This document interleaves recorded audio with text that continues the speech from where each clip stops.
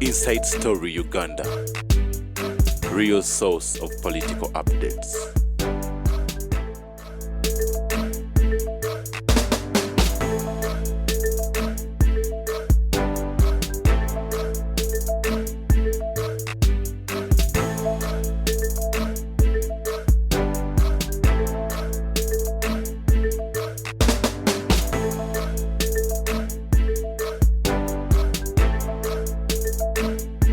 Inside Story Uganda.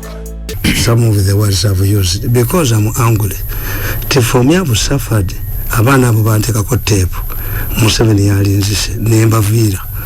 Nentoka mu president's office tumwebaza naga nti mumuteeka mu category mbwanfoze nalinja mutta. Singale wakajiji yebase. Najja kalisa yabadde akomyewo. Eyansi yako debatwala billions zange musanvu. Yabadde avuvingole. Kalisa natinja yabamuwanga mutte. So what do apologizing gachi? Yes, I'm angry. Why? The abantu abo bakadaga, they make people suffer. If you are going to go back to ewabala kutulugunya, tomuvunya abakodomibo. Decide early. Titemusobola kumalako. Ne banno ne bavaayo.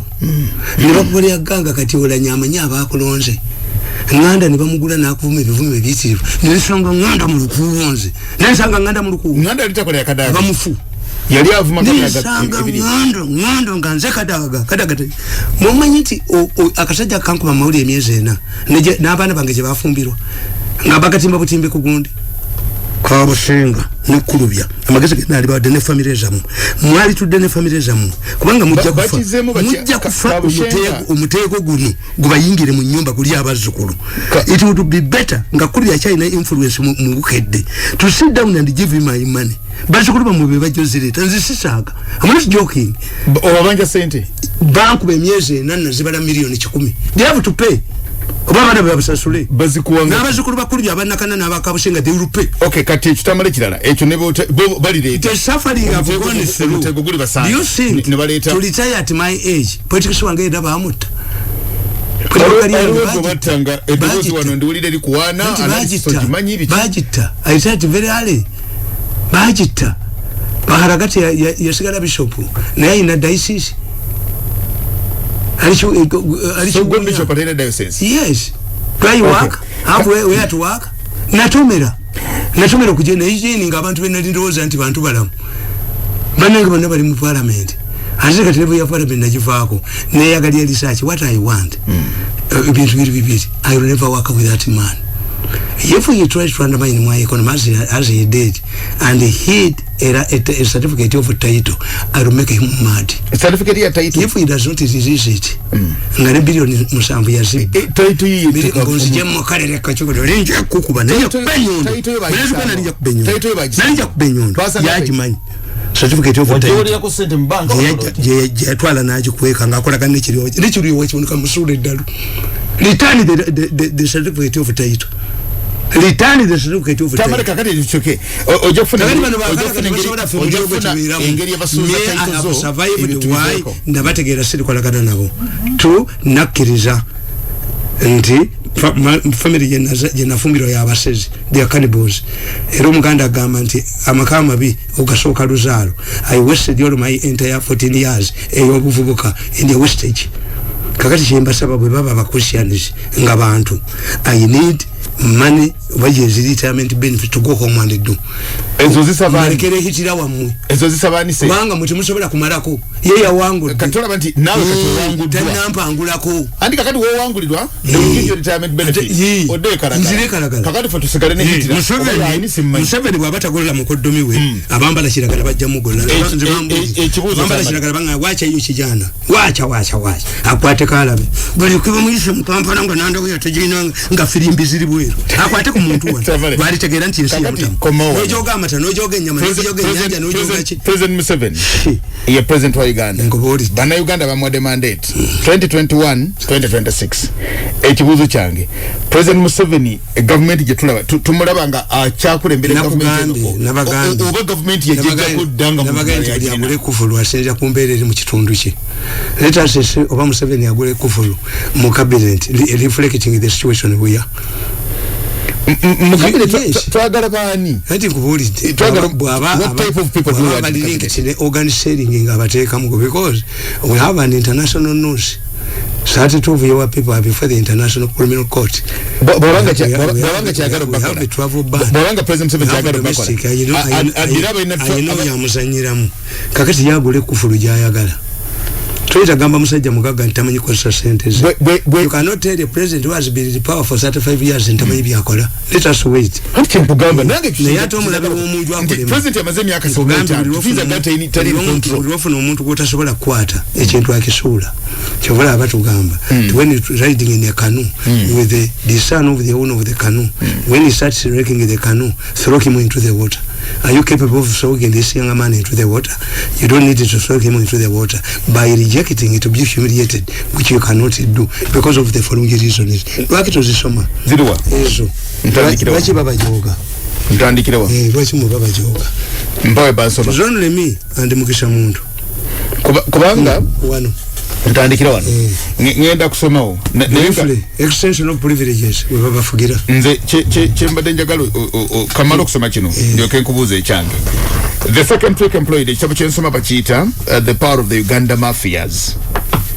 Kujiputawo kino ku cover page kuno kuliko ekifaananyi kya Rebecca Kadaga, ekifaananyi kya Charles Peter Mayiga, kuliko ekifaananyi kya yaliko vice president wandira specials akazibwe doctor, kuliko n'ekifaananyi kya Kitata. Simanyi lwaki oba selection yateeka keno kuliko abasajja babiri n'abakazi babiri. Page 5. The second trick employed by the mafia is to give a person some privileges in form of either a vehicle which you must return once you are dumped. One extension of privileges we tandikide.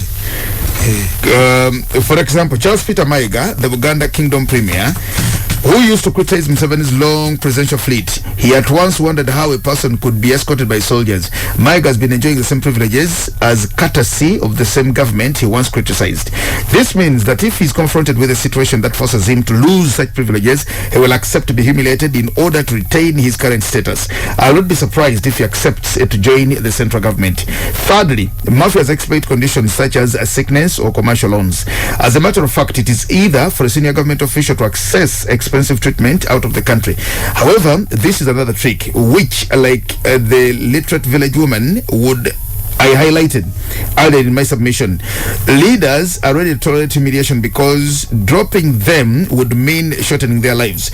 The Speaker of Parliament falls into this category, and therefore she is ready to accept any changes for this reason. Katabo akawandika February ngenda kusoma mwezi 18 enaku 3 February nga 3 2018 2018 nakubuza wemba nsoma gwenonga ati ntandikirawo kakati nambe mweri wane gamba page 4 fear of sliding back into poverty okutyo okudda mbwavu gamba nti in Africa business deals depend on one's closeness to the government.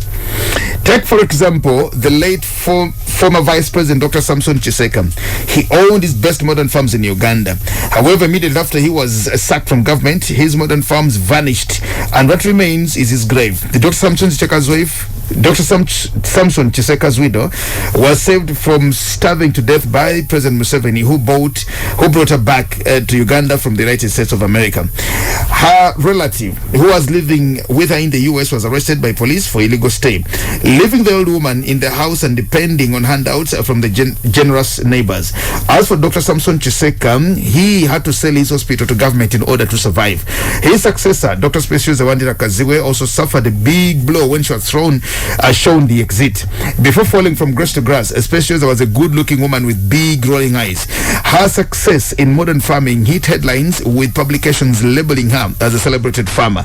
SPAY for short for Specioza had a flourishing banana plantation as well as a piggery and a poultry farm from which she supplied several government departments. By the way, what happened to the famous Naigaga market? Ola is no more. When the mafias decided to steal money, they looked for her and rebranded her. This time again, she has been taken for a ride. Specials has almost detained in a hotel for failing to pay bills while on a trip to Rwanda. I was not surprised when Sunday Monitor offered her a full-page interview. My prediction is that she is being rehabilitated for another assignment. During the maligning sessions against her, she was accused of stealing valid dam funds and building near Makerere University. And a building near Makerere University was named Bidiba on false allegations that it belonged to her. Resolution to Nazira Aziz no one. In the same way, following the experience I went through, I made the following resolutions. Number 1, in the same way the villagers in Kalagala reviewed Kajwa's conduct after the death of his third wife, I developed a different view about Mama Mbabazi, Jeno Muntu, Dr. Kizza Besigye. They must have had reasons for their decisions.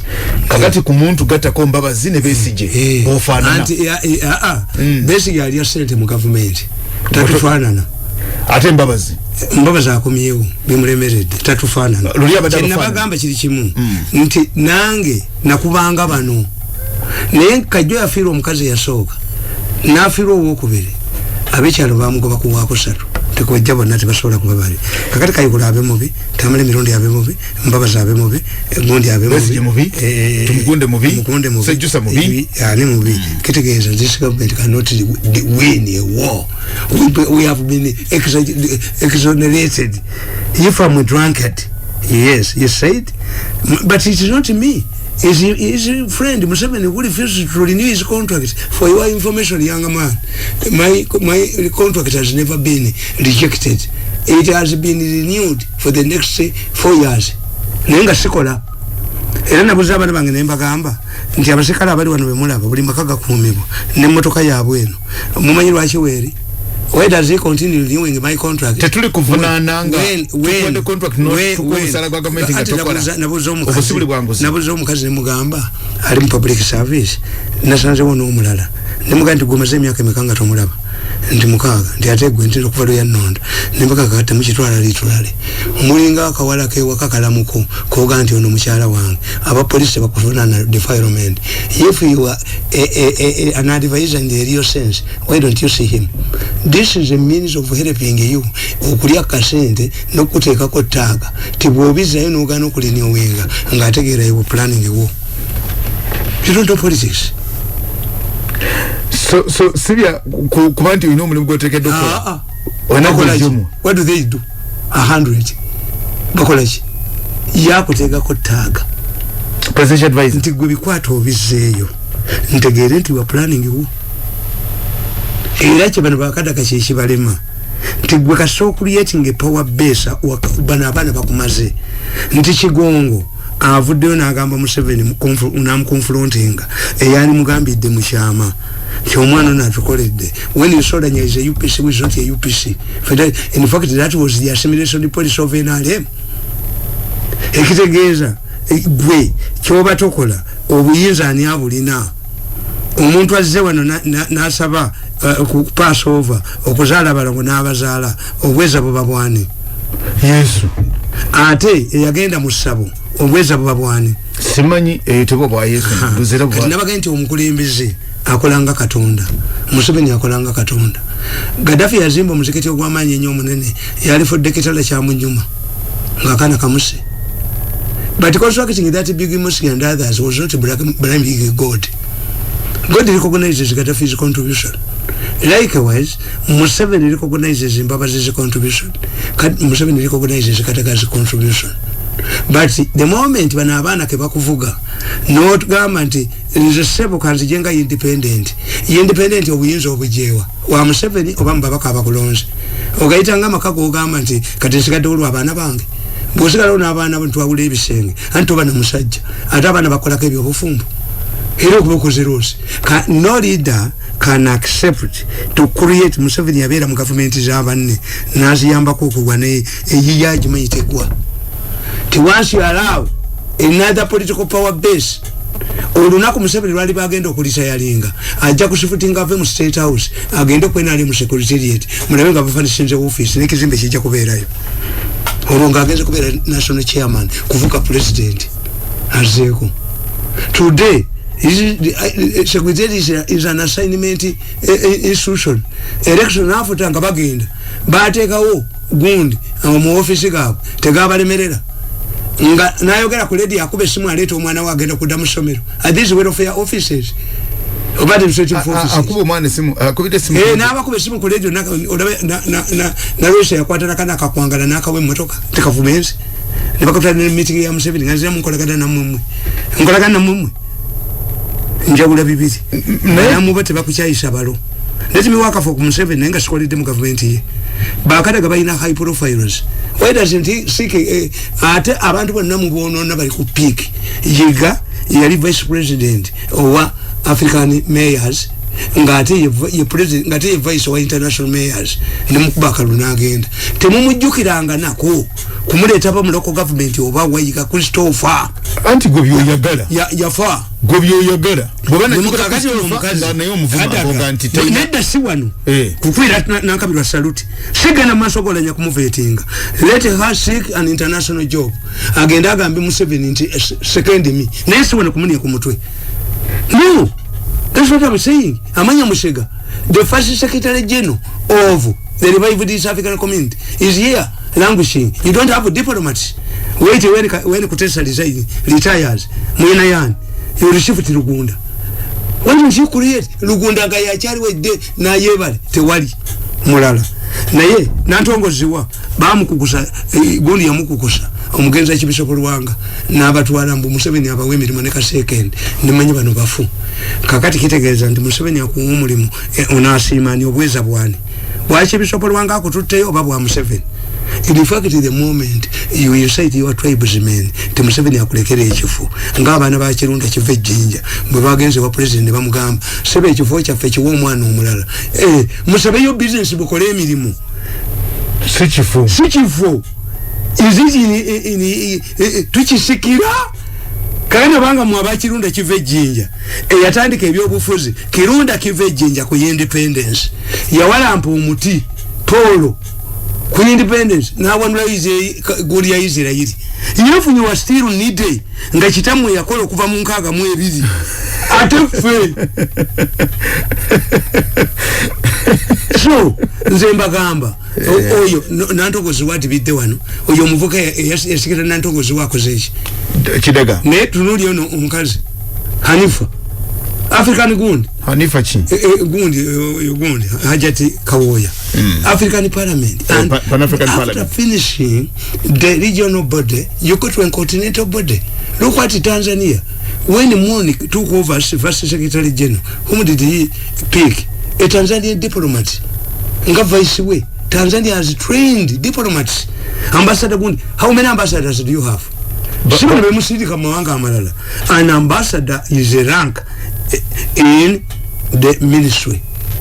Ngabulianzi brigadier kanani ni ambassador tekitegeza nti ina mission ambassador Mukibi ambassador mchiri ya umula ambassador Sento ambassador ni umulala Mugume ambassador Kakandi how many do you have kakati chembamba kama ntika kutesa tano na lita yalinga yali bakaddewo institute nga kataka kyapalekeddewo ne mugende ensamizi abasajja bemuwadde obwambasada ne mubatwala omwaka mulamba 0 basoma ebe tubikola kubanga ki anti temwina ba diplomats tubagala kubanga ki anti you have international isolation mwina hit and the making mwina nzeba na opposition era mukati bosoma katabo kange opposition 0 nkubulira titewali ajja kwepankira ku Museveni nata komawo why no opposition yiye option 0 kada yamaze option 0 na akatabo kange bakaita option 0 bolwanyisa Museveni option 0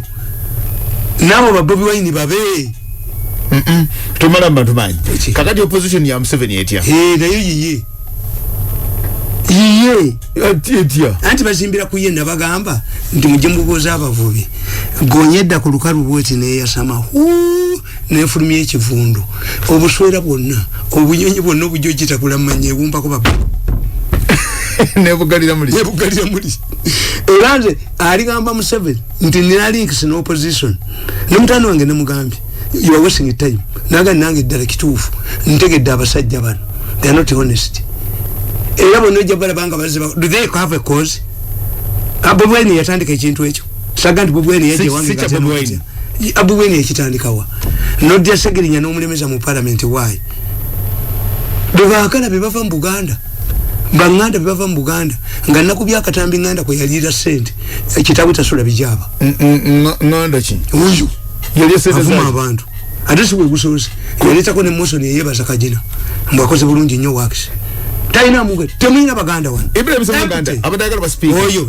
namboza okulonda muganda munne eyito wa Buganda chairman wakacheko ka Buganda alonda Moses Ali you are in danger yali asaga you asaga chi nakisagira mu yali asaga mu 10 yala che yasaga nogena nogante nawe mudde kulumbe yali akola katemba nawe mudde kulumbe no yita kabaka nyabu kabaka noga nabadde nsaga you are stupid you are an idiot this is a type of Buganda you have kabaka omise nyabu be Baganda be munyina tove ko Tamale obude butuduse in my mind I will never succumb to this man but this man as he plans he fears to kill me, has tried to kill me, has failed.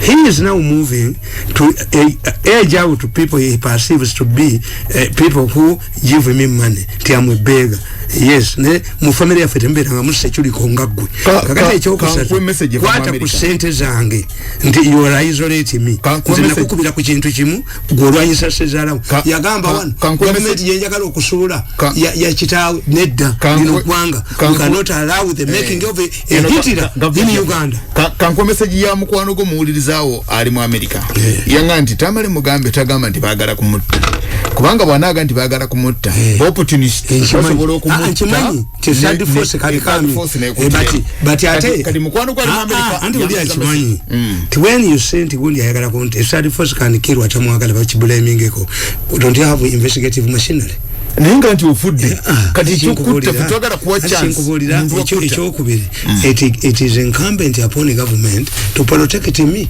But they've done that and they do that. Yes, ekirala tulina kyetuyita puddimissions. Puddimission kitegeeza ebyebikiro omuntu akola ebintu ebimulaga nti agenda okufa abasiramu kugamba ennaku ana ekiri mu psychology.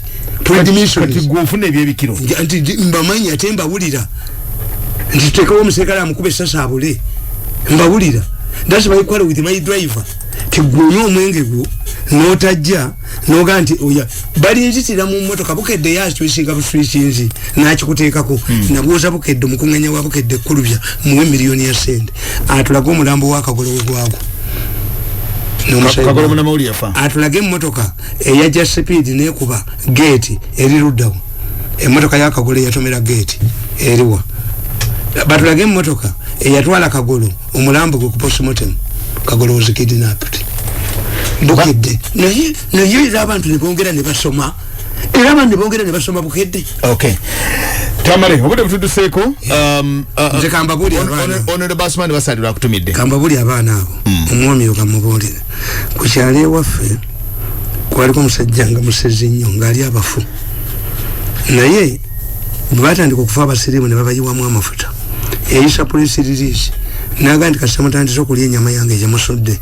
nemujendemeso je wamu amafuta tie nja kulya abana bagenda ku ssomero ngate abana bayita kuwe police release natika kontinzo wamu Yosefu Nkola ekyalo nikituula njajja bwe yafa kitange yamuyita namuga nti Nkola bulya nyabo nja kutta namuga nti Mirundi gwe ndi ennyoko enyama eri ewange ne bujja n'okabera ejjudde sisobola kulya ennyoko wunja bwosijja muli kakati Nkola yeetika omulambo agutwale wuwe omulambo gulemera ku kibamu twakula nga baba tugende ntuka obawa nomuliwa bagenze kulima okujja konze yalemera ku kibanyi kati omulambo nga gwegogera nze nalemera ku kibanyi amwanu yolebo amwanu kirida kyo basumani basali bakiwulidde boli mulambo gwolemera ku kibanyi nalemera ku kibanyi ndi nagisi ko kirinyamwe gende kunyira nagisi ina bwongo naye yerwana ko jirinye mu kikube mu omugwe kusamukire tosobola kunwanyisa n'ompango